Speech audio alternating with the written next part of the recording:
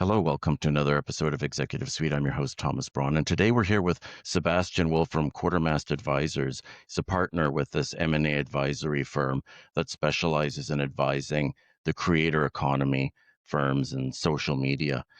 Sebastian, can you please give us a quick overview of Quartermast Advisors? Absolutely. Yeah, we at Quartermast, we help mostly sell side engagements in terms of helping founders in the creator economy and social media to navigate to their exits. We specialize in influencer marketing agencies, talent management, influencer technology services, creator services, and really specialize in finding the right opportunity on a strategical level. Oh, great. So, how did you get into being an advisor for specializing in the creator economy? Yeah, I mean it's kind of a wild roller coaster, right? Because both me and my partner, we are both not coming from the financial angle. We are really coming from the operational angle. We both have been in operational levels and also been founders ourselves previously. So we've been working in the creator economy for a long time, and people that have been working in the creator economy, they know that there's always like interesting angles how people actually got started, because there's nothing in the creator economy where 10 years ago you would graduate something in influencer marketing. Like those studies didn't exist. I don't even know if they exist today. So I come from a traditional television background back in Amsterdam, the Netherlands, where I'm originally from, as you can detect on my accent. Been working in the traditional broadcasting, and I started working at a talent agency where I manage talent on the digital side and on the traditional media side, and basically built 360 contracts with the big networks in Europe, just like the RTLs and the SBSs out there. Did that for a couple years, moved to California in 2017 to join the startup called Paladin Software. This is also where I met my current business partner, James Creech. And we grew out the business called Paladin Software. I was in charge of the global growth there. And it was a SaaS company helping businesses in the creator economy to find and manage creators across all platforms and to calculate ROIs and all of those metrics that are relevant for the creator economy. We actually went through our own exit ourselves in 2022 when Paladin was sold to a company called Brandwatch.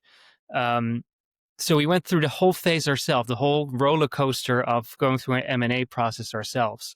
Also post closing as well, of course, like integrating the entire system into a corporate American large enterprise company. Did that for a couple of years, and yeah, in the meantime, James already started to advise a few of his friends with their own transactions as well. He got very busy, so he asked for my help. So now I got very busy, and now we're doing it full time. So it's kind of like a interesting path. It's not your most traditional way of getting into the M&A advisory. Really? Well, I guess not. I don't think I've interviewed any other M&A advisors who have a television background, and I guess in a way, it's more important to find people who have industry experience in the industry that you're working on, because the reality is that it's a lot easier to find somebody who has an MBA and can do financial projections or whatever than it is to find somebody who has specific industry experience. Um, I know in Canada, I once read that we graduate 5,000 MBAs a year, and there's demand for about 750. So there are a lot of people out there who can Yeah. do that other work. Um, I so what can't are the agree with you trends? more, by the way, I have Well, to say. yeah. Well, actually, before we get into the trends, let me ask you if you could help us define the creator economy. Um, Mm. a Yeah, lot of the people creator economy is a aren't pretty sure. broad industry. Yeah, Hmm. the creator economy is basically it involves any type of business that works in social media and with creators in general. So a few examples of these are talent managements. These are influencer marketing agencies. These are YouTube networks. These could be content syndication companies. So maybe these are companies that syndicate content from YouTube to TikTok, or Instagram to Facebook, etc. So it could be a ton of creator services, so to say, but also technology. Think about the apps that you use. I mean, simple as Instagram, TikTok, and Facebook, but also creator focused apps like CapCut, or um, SoundCloud, or any music type of company as well. So it's really just a creative industry online, and basically, yeah, the new Hollywood online, basically. Okay, so you're including the software companies like the one that I'm using now to record this podcast, That's an Riverside, for example. example. Absolutely. Um, but you're also including the creators themselves, or just agencies. Yeah, I mean, creators are, of course, the bread and butter of the creator economy, right? The bloodstream, and that makes everything flow. Um, and it is kind of an interesting trend. Like, although we typically work with companies that work with creators or have creator services. There is obviously also a pool of creators that build their own businesses. It's a serious business to be a creator. I mean, you're experiencing that yourself right now doing your podcasting. Like, it is a daily task, and for people that do it full time and really make their money off of it, people work overtime to generate income through their platforms, through merchandising, through affiliate marketing, through building out their own brand. So there are also opportunities for creators to eventually also run a processes. They could, for example, sell their channels, they could sell their merchandise, they could also, once they build their own brand, sometimes they build their own whole separate unit of brands, like they could sell it as well. Okay, but then you'd probably have to be pretty big, sort of like the Oprah Those are Winfrey the of big the ones. internet. You'd be like if Joe Rogan wanted to set up a company where he then Correct. starts launching a dozen other podcasts and a magazine and stuff like that. Yeah. Or Mr. Um, Beast, for so example, with all of his products as well. yeah, Correct. but Yeah. so generally we're talking about the agencies and the software, now production companies, that sort of thing. Yep. Uh, Now, are some of these pretty big, or most of them like small companies that you would have to roll up to be of interest to like even a small private equity fund? Usually, I hear the minimum starting point is $1 million in EBITDA.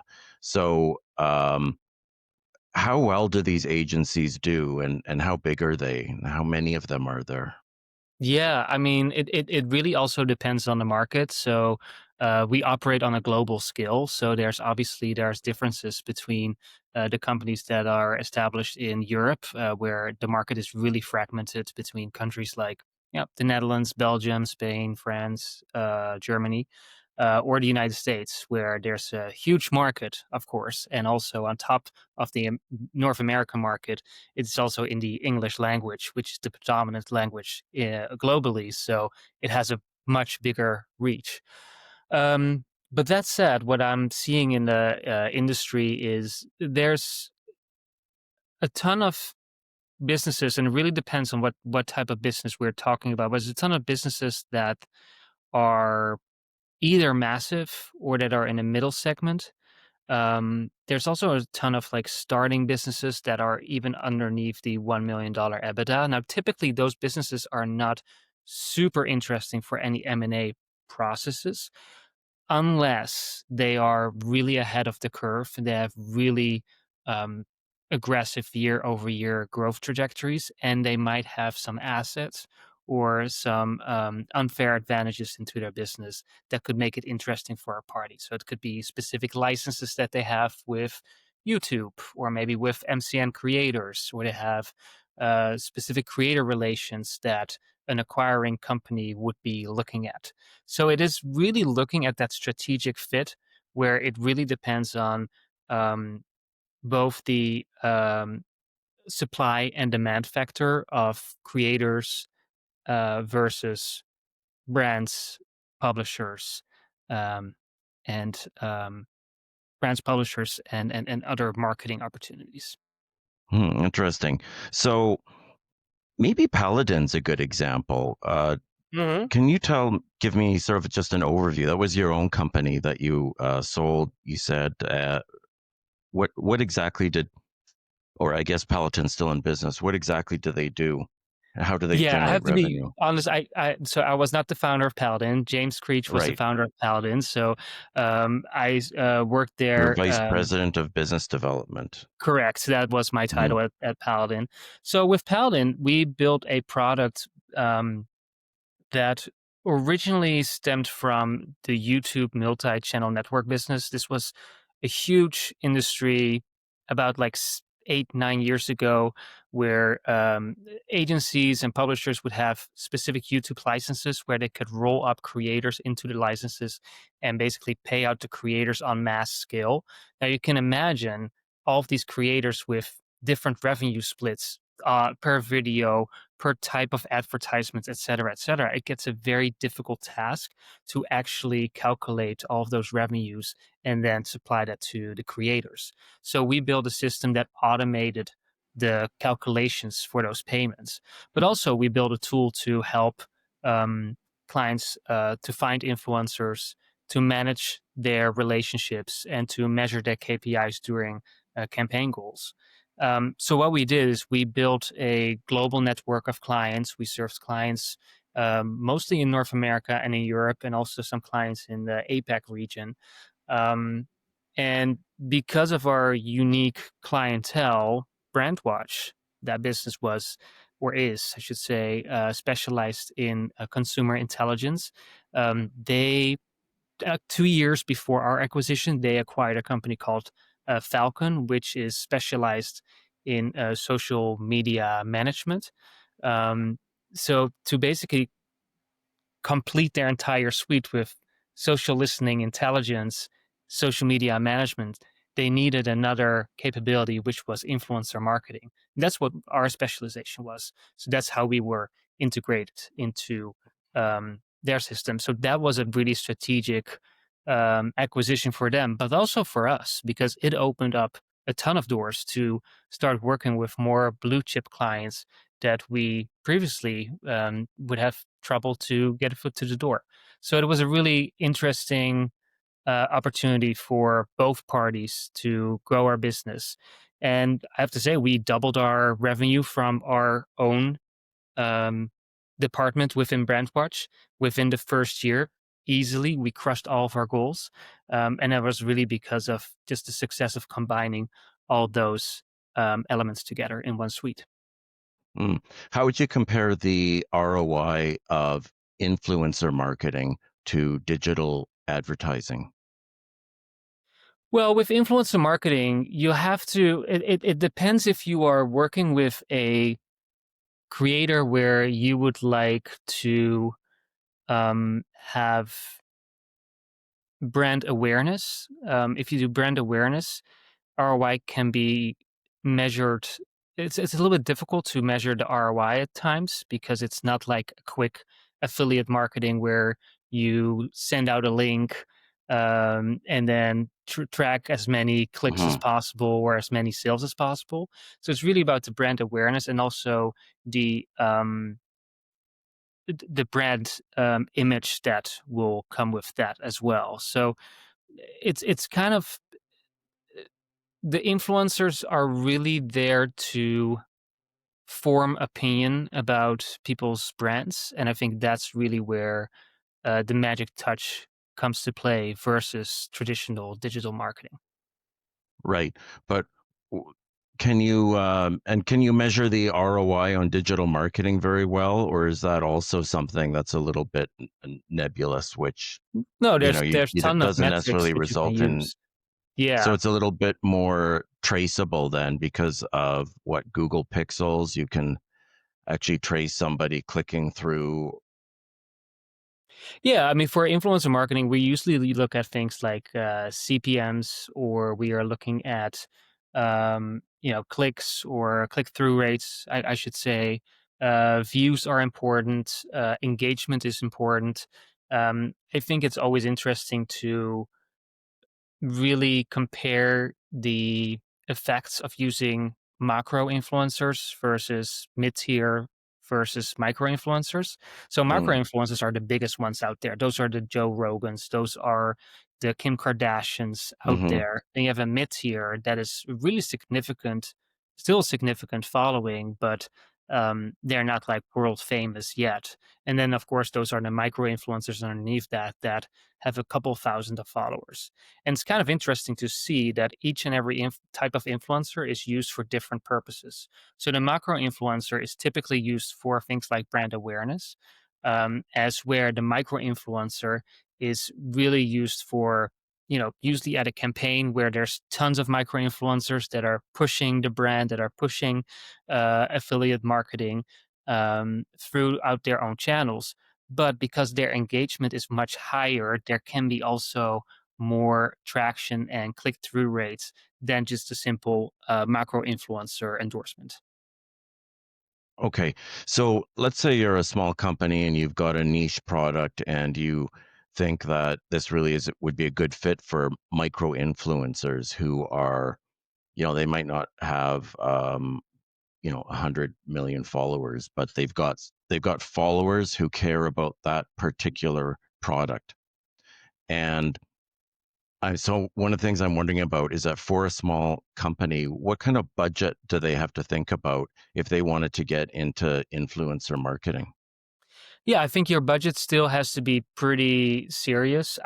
Like I said, I believe being an influencer is a real job. So I always will advocate for influencers to get paid for their deliveries. However, you can always find a way to pay them based on per post or maybe per deliverables. So maybe you do that based on a certain number of uh, uh, uh, uh, views or engagements or click through rates.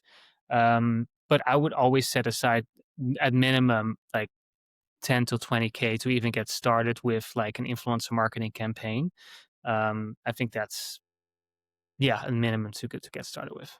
So, okay, so even if somebody's in that $25,000 range to get Mhm. started, it's something that can work for them potentially. You could. I mean, Yeah. it's really dipping your toes. Where I mean, there's companies what that would spend millions yeah, of dollars, where of do they course. s but where do they start? Who would they call if they want to get into something like that?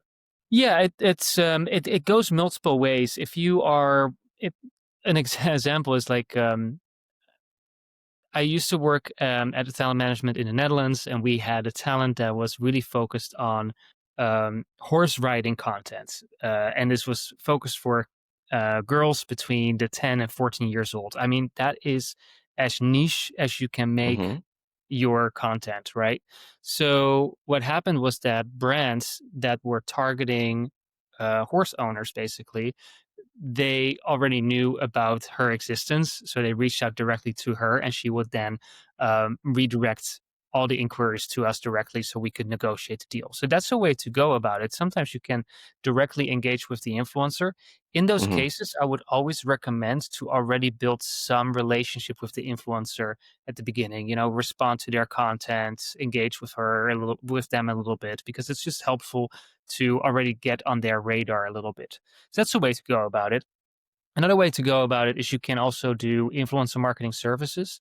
Obviously, that will cost some money because it's basically a marketing agency that will where you will outsource the services to an influencer marketing agency, but they will help you navigate the process and understand um, where to find the right influences and how to measure those results and to not be misguided in overspending or underspending for those type of influencers. A last way to go about it, and I think this is more into the starting range where I said like you have to spend at least 20 to 25K to get started, is really the influencer marketplace. So there's a ton of marketplaces out there where you can um, basically a- access a pool of influencers Give me some online and engage examples. with them. Example, y- I mean, there's tons of them out there. There's basically these are websites where you can log in, or you get a subscription. You'll find a list of influencers that are meeting certain requirements. So these could be, for example, by size or by location or by niche. And you can filter those influencers. And these are influencers that have already signed up to become part of that marketplace. Um, and that are eager to do actual um, advertisements on their platform as well. So that way, you can instantly build that relationship, chat with them, and basically negotiate deals with them directly. So that's a way to go about it at the quickest form. Okay. Well, that's good to know because one of the things that we focus on here is information that's useful to people who have startup businesses. And Mhm. I think that that's really important for people to know. Now, does it work for B2B, that kind of influencer marketing? Like, let's say I'm selling a medical device and I want to influence medical doctors. Would that sort of thing work? Are those people out there? Those people are definitely out there. I think B2B influencer marketing is on the rise, specifically on LinkedIn, as they are called linked influencers. So you can definitely find a ton of um, uh, creators, basically CEOs and advisors that are posting on the daily on LinkedIn and sharing their insights, and also do collaborative posts on LinkedIn. There's actually a relatively new agency that is specializing in LinkedIn advertising specifically. They're called Creator Authority. It's pretty interesting business to yeah also start spending on LinkedIn. So it makes sense. Cool. Okay. Well, that's good to know. Let's get back to the M&A advisory stuff, though. That was a bit of a segue, but I thought it was worth pursuing because I personally, I would have no idea how to get in touch with um, creators, YouTube influencers and that sort of thing myself. Digital marketing, I think people know more about, but Yeah. in what I guess what is called inbound marketing is a little bit more mysterious. But let's get back to the M&A advisory and tell me about the latest trends in the M&A world for the creator economy, things like consolidation and the effects of artificial intelligence. Yeah, we see a ton of consolidation happening right now in the creator economy. So, a few things that we have noticed is basically a ton of um, cross border transactions are happening right now. A ton of them are between actually US is leading in that matter of fact. So the US is buying a ton of new agencies, either if it's in Europe or in Southeast Asia. So that's something that we see a lot. Um, and we also see more and more appetite for rolling up talent management, specifically in the creator economy. I think there's a awareness that having exclusive talent relationships is helpful for a lot of companies in the creator economy. So whether you're a talent management or influencer marketing agency, or you have technology, it's helpful to have a good pool of influencers that are close to your product. So that those are some of the trends that we see. Um, we actually also wrote a report about this. So we actually do a biannual report specifically about M&A transactions in the creator economy. So yeah, I would want to say to all the listeners, if you go to quartermass.com, you can actually download the report. The latest came out for H1 of 2025, where we actually delve into valuations, a few of the key deals, and some trend analysis as well. Okay. Is the report publicly available, or do you need to log in? How do people get a hold of that report? Yeah, just go to the website and then click on "I want to see the report," and then you can Hmm. download it. It's pretty Okay. simple. Yeah. Okay. Um, and what about AI? Like, is that affecting that's gotta have a big effect on the creator economy, and do you see it coming in as a trend with, mergers and acquisitions?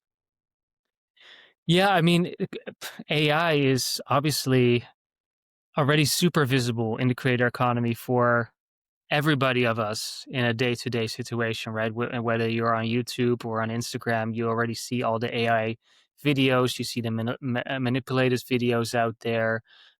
So there's definitely um, that's already for people that are not even in the M&A space. We're already being exposed to AI. I think for companies, there's definitely a ton of opportunity where we see tech solutions leaning more and more into AI solutions. So, an example for that is previously, if you had content in a specific language and you wanted to expand your audience into different markets, you would have to translate this manually. After that, Google was helpful with providing subtitles. There were even some studios that would actually provide dubbing services if you would want to break into different markets. But right now, with AI, like everything can be translated on the go instantly. So these type of features are new and are super interesting for larger companies, production agencies, or publishers to have that adopted into their system. So yeah, there's a ton of opportunities as soon as you're in the creator technology. As for AI in our M&A transactions, I mean, there's obviously always a few um, like some tasks that you can simplify for AI, like through AI, if it's certain metrics or calculations or whatnot, like you can definitely simplify things, and I think it's mostly helpful for founders as well to get some more information as they are navigating through their own M&A process. Um, but at the same time, what we really try to do as our own firm is because of our relationships that we build up over more than a decade in the creator economy on a global scale because of us working in different sectors in the creator economy. Um, those are specific skill sets that AI could never really replace.